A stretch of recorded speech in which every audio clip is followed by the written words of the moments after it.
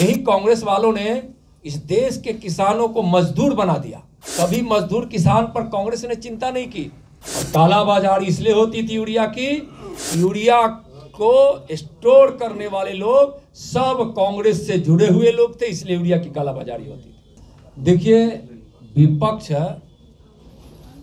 विपक्ष की दुकान जो बंद हो रही है ना, उस बंद होती दुकान में फिर से कुछ जान डालने की कोशिश कर रहा है। मैं कोशिश कर रहा हूं, जान नहीं डाल रहा है।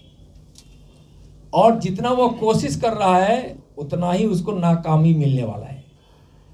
मैं बताऊं, किसानों की हितकर सरकार है।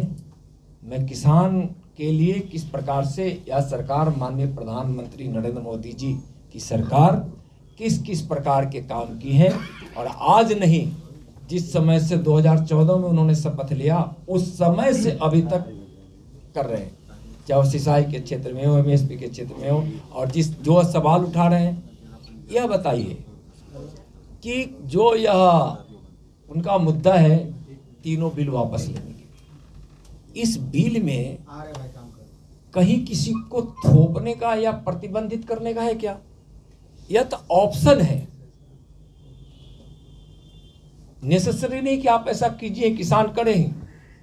उसको तो ऑप्शन दिया गया है कि भाई आप यह भी अपना सकते हैं, यह भी अपना सकते हैं, दोनों अपना सकते हैं, और जहां आपकी इच्छा है, जो आपकी इच्छा है वैसा आप करेंगे।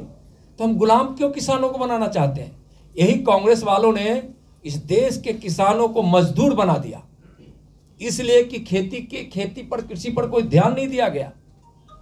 आज किसान मजदूर हो गए हैं और मजदूरों की मजबूरियां बढ़ा दी गई, मजबूरियों में उसको डाला गया। कभी मजदूर किसान पर कांग्रेस ने चिंता नहीं की, और आज सरकार चिंता की और उसका परिणाम आ रहा है। उत्पादन बढ़ रहा है, किसान की आमदनी बढ़ रही है, किसान को सुविधा मिल रही है। खेती, अपने परंपरागत खेती से लेकर आधुनिकता दोनों के बीच सामंजस्यता को स्थापित करते हुए आज दुनिया के सामने भारत एक स्वस्थ सब्जी और स्वस्थ मतलब अनाज पैदा करने वाला देश के रूप में, जिसको हम अपनी परंपरागत खेती को आधुनिक तरीके से करके, तो वह उनका आरोप गलत है।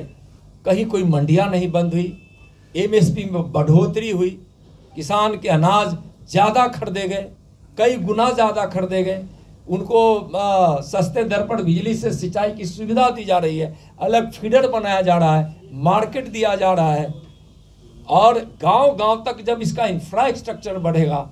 अब तो ऐसा है, और कॉन्ट्रैक्ट खेती की बात करते हैं, ये क्या है? किसी को कहा गया कि कॉन्ट्रैक्ट खेती करना ही है किसान को?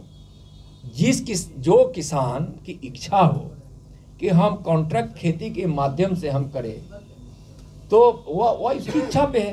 प्लॉट आज छोटे छोटे हो गए हैं। अगर कई किसान मिलकर उत्तर प्रदेश में एक किसान समूह बना और वह 300 किसानों ने मिलकर 300 से ज़्यादा एकड़ जमीन इकट्ठी करके खेती जब सामूहिक ढंग से शुरू किया और कॉन्ट्रैक्ट फार्मिंग को दिया, तो आज उसका आमदनी जाकर कुछ किसान तो बोल रहे थे, प्रधानमंत्री जी के मन की बात है 25 दिसंबर को जो किसानों को किसान सम्मान निधि दे रहे थे, उसमें आप सुने होंगे।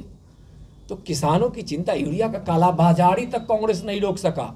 और कालाबाजारी इसलिए होती थी यूरिया की, यूरिया को स्टोर करने वाले लोग सब कांग्रेस से जुड़े हुए लोग थे, इसलिए यूरिया की कालाबाजारी होती थी।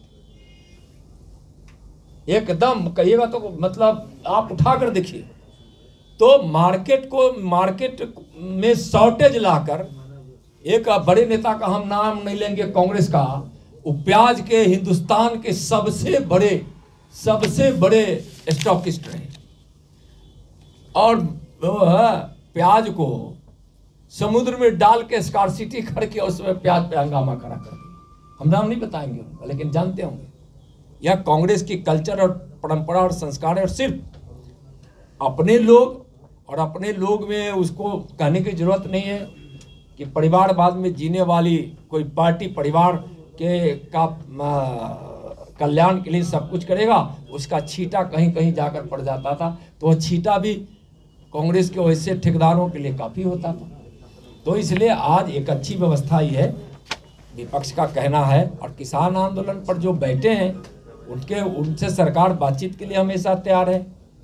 और वह किसान जो बैठे हैं, तो आप एक चीज़ देखिए, यहाँ एक और चीज़ सोचने की है कि इस देश में 82% छोटे किसान हैं। 82%, जिसके पास 2 एकड़ से कम या 2 एकड़ के थोड़ा ज़्यादा, ऐसे किसानों को उठाएंगे, जिसमें आपको 10 कट्ठे वाले किसान भी आ जाते हैं 2 एकड़ से, जब मैं कहता हूँ वैसे किसानों का प्रतिशत 82% है। तो 82% किसानों की जिंदगी को संवारने के लिए उसके भी बच्चे पढ़े,